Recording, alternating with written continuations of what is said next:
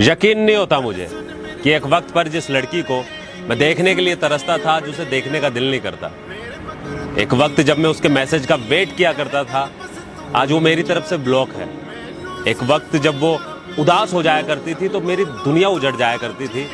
आज अगर वो मर भी जाए तो मुझे फर्क नहीं पड़ता, क्योंकि मैं प्यार के अंदर लॉयल बंदा था, चूतिया नहीं था कि तू किसी के साथ घूमे फिरे, मरवाए और मुझे कोई फर्क ना पड़े।